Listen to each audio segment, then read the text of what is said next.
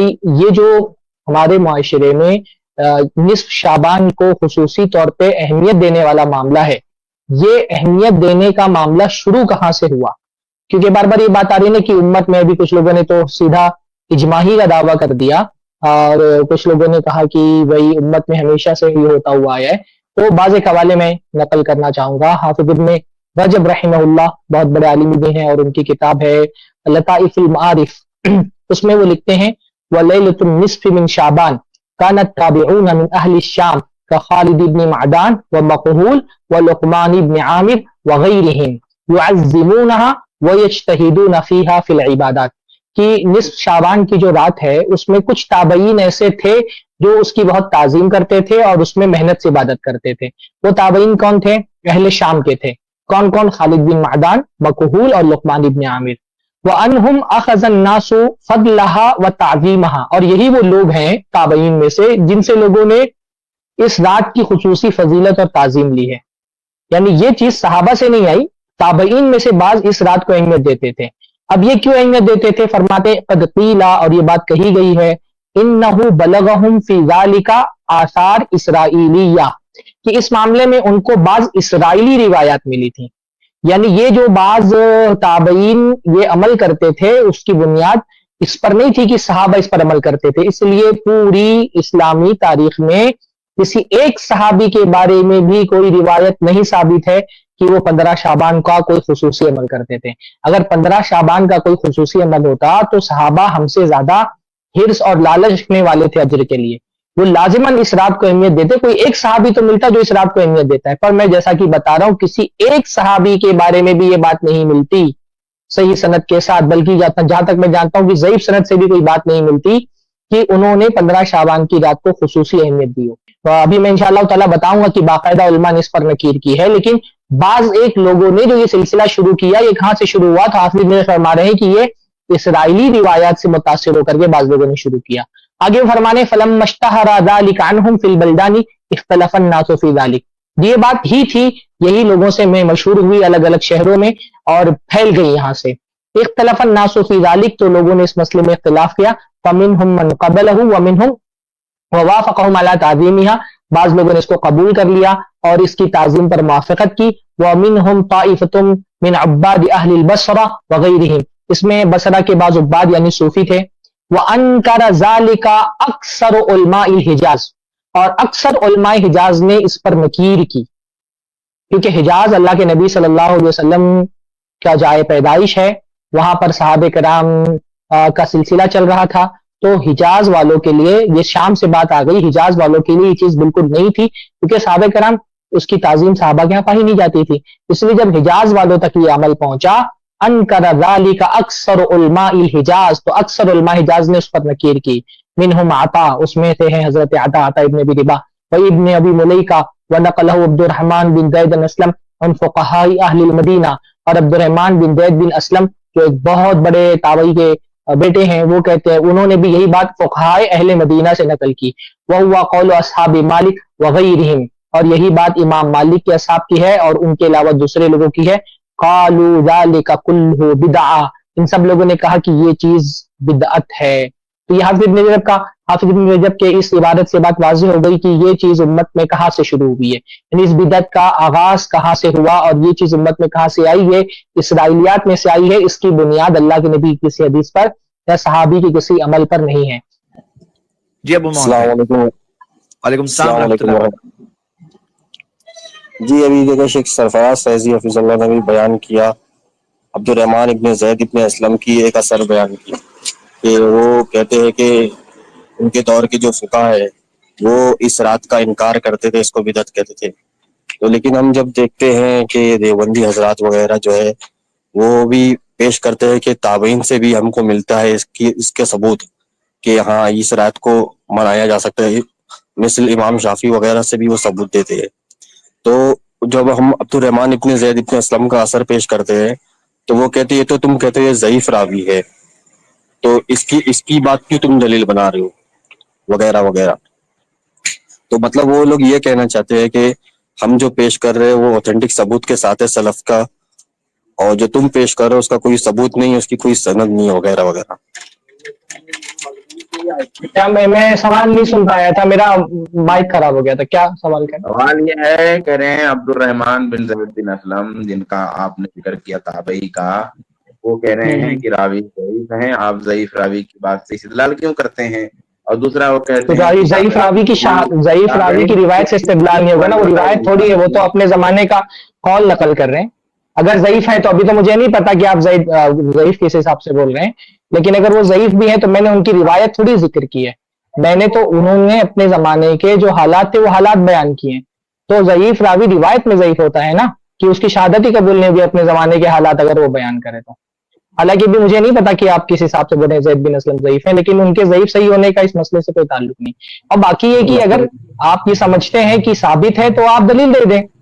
یہ تو جو ہم لوگوں نے ذکر کیا وہ تو بس ایک ضمنی دلیل تھی نا, اصل تو یہ ہے کہ اللہ کے نبی سے اور صحابہ سے نہیں ثابت ہے.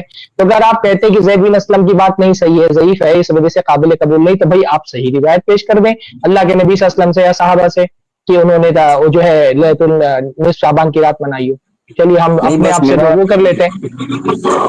سوال پوچھنے کا جو میرا مقصد کرنا بس وہ یہ تھا کہ اگر کوئی ضعیف راوی ہے اور وہ کوئی اپنے دور کا اثر بیان کر رہا ہے, اپنے دور کا حالات بیان کر رہا ہے, تو یہ قبول کیا جا سکتا ہے نا؟ ہاں وہی میں بتا رہا ہوں نا آپ کو کہ ضعیف راوی کا مطلب ہوتا ہے کہ اس کی روایت نہیں لی جائے گی, باقی وہ اپنے زمانے کا کوئی عمل بتا رہا ہے تو وہ صحیح ہوگا. ٹھیک ہے, بس یہ پوچھنا اس میں اضافہ کرنا چاہ رہے تھے. دیکھیے وہ شیخ صاحب نے بات کہی دیا کہ جو ضعیف راوی ہے, ضعیف راوی اگر کوئی اپنا مشاہدہ بیان کرتا ہے تو وہ قبول کیا جائے گا. لأنه روا امرا شاہدہ, یہ بات محدثین لکھتے ہیں, کیونکہ اس نے ایسی چیز بیان کی ہے جس کا جو اس کا خود کا مشاہدہ ہے اور اس میں غلطی کا امکان نہیں ہے. غلطی کب ہوتی ہے ضعیف راوی سے؟ جب وہ اوپر کی سند بیان کرتا ہے, پھر سند کے ساتھ ایک متن چلتے ہوئے آتا ہے, تو سند بیان کرنا یہ پیچیدہ بات ہے. سند میں کسی راوی کی جگہ کوئی اور لے آئے اور اسی طرح سے متن میں کوئی اور لے آئے, لیکن اپنے زمانے کا واقعہ یہ اتنا آسان ہے بیان کرنا کہ عبد الرحمان بن زید بن تو جانے دیجیے, آپ کے زمانے کا کوئی واقعہ ہو نا آپ کے سامنے, آپ بیان کر سکتے ہیں. ہم اس دور میں جبکہ ہمارا حافظہ اور ہماری جو قوت یادداشت ہے محدثین کے سامنے کچھ بھی نہیں ہے, اس اعتبار سے آج کا دنیا کا ہر شخص ضعیف ہے. یعنی قوت حفظ کا ناپا جائے تو جو ضبط کی صلاحیت آج ہے ہی نہیں کسی کے اندر اس معیار کی, پوری دنیا ضعیف ہو جائے گی آج اگر ہم اس معیار پہ تولیں. اس کے باوجود بھی حالت یہ ہے کہ ہمارے سامنے اگر کوئی واقعہ پیش آئے ہم نہیں بولتے اس کو, ہم اس کو یاد رکھتے ہیں. تو وہ اس تابعین کے اس زمانے کے افراد, ان کے سامنے اگر کوئی واقعہ پیش ہوا اور ان کا اپنا مشاہدہ ہے, ذاتی مشاہدہ ہے, تو بدرجہ اولیٰ ان کی یادداشت میں محمول کیا جائے گا. ہاں وہ کسی سے نقل کرے, ہم کہہ سکتے ہیں کہ آپ اپنے جو لیڈر ہے اس کا نام بھول سکتے ہیں, راوی کا نام بھول سکتے ہیں, لیکن واقعہ مشاہدہ کوئی نہیں بولتا ہے. اور دوسری بات یہ ہے کہ کوئی بھی شخص ہو, ضعیف ہو یا ثقہ ہو, کوئی بھی ہو, آپ یہ کہتے ہیں کہ ایک جگہ ان کی بات مان رہے ہیں, ایک جگہ نہیں مان رہے. دیکھو بھائی, ایک اصلی بات یہ بھی ذہن میں رکھیں کہ جس کی بات دلیل کے ساتھ ہوگی مانی جائے گی, دلیل کے ساتھ نہیں ہے نہیں مانی جائے گی. ایسا نہیں کہ ہم نے کسی کی کوئی بات کہیں مان لی ہے تو ہر جگہ مانے, نہیں. جہاں کسی کی بات مدلل ہے تو وہ بات کہنے والا آپ بھی ہو تو بھی ہم مان لیں گے اس کو, کوئی مسئلہ نہیں ہے. جیسے اللہ تعالیٰ ایک ہے, یہ بات کوئی بھی کہے گا ہم مان لیں گے. تو جو دلیل ہے جس بات پر کوئی بھی کہے گا ہم مان لیں گے, لیکن جس بات پر دلیل نہیں ہے تو ہم وہ بات نہیں مانتے. تو ہم کسی کی کوئی ایک بات مانتے, ضرور نہیں کہ اس کی ساری بات مان لیں. جو بات مانتے وہ مدلل اس لیے مانتے, جو باتیں مدلل نہیں ہم اس کو نہیں مانیں گے. اچھا, اسی طرح سے امام ابو بکر الترتوشی وہ یہ بھی فرماتے ہیں, ابن الوضاح سے روایت ہے اور وہ زید بن اسلم سے روایت کرتے ہیں. زید بن اسلم یہ 136 ہجری ان کی وفات ہے, تابعی ہیں, فقیہ مدینہ میں ان کا شمار ہوتا ہے. وہ لکھتے ہیں ما ادرکنا احدم من مشیختنا ولا فقہائنا یلتفتون الی النصف من شعبان.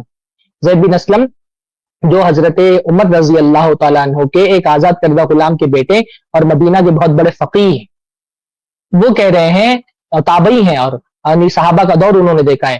وہ کہتے ہیں ما ادرکنا احدم من مشیختنا ولا فقہائنا, ہم نے اپنے مشائخ اور فقہا میں سے کسی کو نہیں پایا یلتفتون الی النصف من شعبان, کیوں کسی بھی طرح سے شعبان کی نصف تاریخ کی طرف ملتفت ہوتے ہوں, اس کی طرف توجہ کرتے ہوں.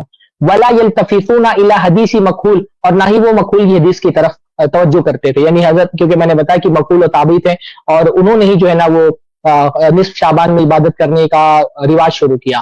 ولا يرون لها فضلا على ما سواها, اور یہ جو مدینہ کے فقہا تھے یہ کوئی خصوصی فضیلت 15 شعبان کی راتوں کی دوسری راتوں کے مقابلے میں نہیں جانتے تھے.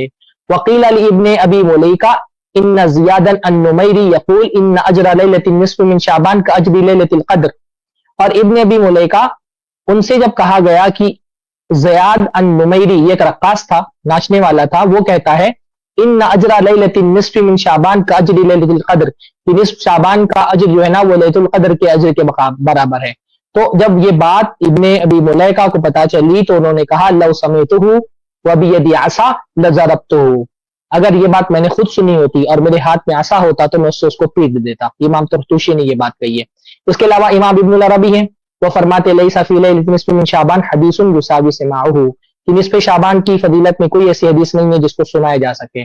اسی طرح سے احکام القرآن میں وہ فرماتے لیس فی لیلۃ النصف من شعبان حدیث یعول علیہ لا فی فضلها ولا فی نسخ الاجال فیها فلا تلتفتوا الیہا, کہ نصف شعبان میں کوئی ایسی حدیث نصف شعبان کی فضیلت میں نہیں ہے کہ جس کی طرف توجہ کی جائے, نہ اس کی فضیلت میں ہے, نہ یہ کہ اس رات میں تقدیریں لکھی جاتی ہیں, لہٰذا تم اس کی طرف راغب مت ہو.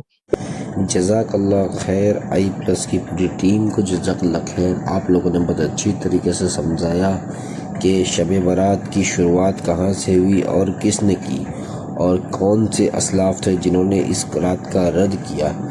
آپ نے عبد الرحمن بن زید ابن اسلم کے اوپر اٹھائے ہوئے اعتراضات کا بھی بہت اچھی طریقے سے جواب دیا کہ اگرچہ یہ ضعیف راوی ہے لیکن کیونکہ یہ اپنے دور کے مشاہدات بیان کر رہا ہے تو یہ اصول حدیث کی زد میں نہیں آئے گا. یہ جزاک اللہ خیر.